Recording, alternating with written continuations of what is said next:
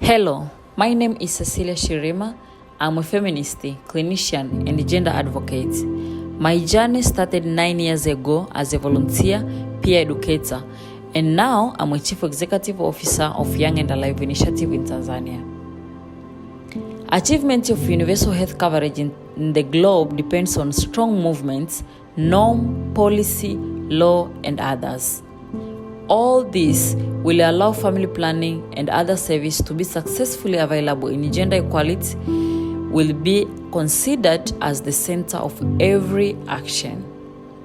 During my practice as a clinical officer providing youth-friendly services to young people, I frequently witnessed the challenge faced by young girls in vulnerable conditions like young sex workers and young women living with HIV. Universal access health coverage must allow women of different diversity to exercise their rights through the service delivery without encountering any challenge and not leaving anyone behind. In Tanzania, 22% of married women have unmet need of family planning, despite the need to space birth. This is the denial of right to service and unapologetic gender inequality to married women. There is a big relationship with choice and marriage if the society is patriarchal. There is a need to look at the data and find out how power relation between men and women in the society can affect the choices of women in accessing the service.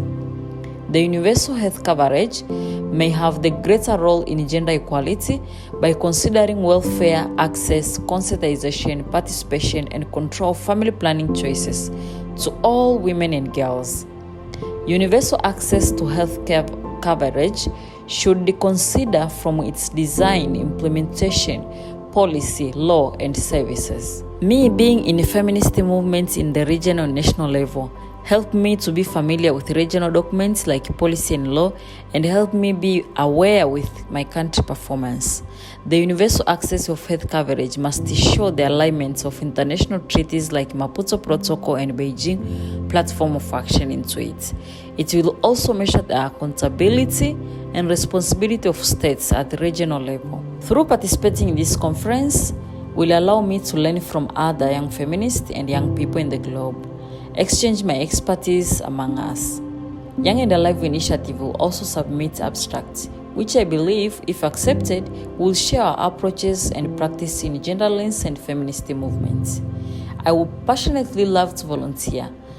If there is anything I can support during the conference, including facilitating or moderating, especially in the area of gender and feminism, thank you a lot.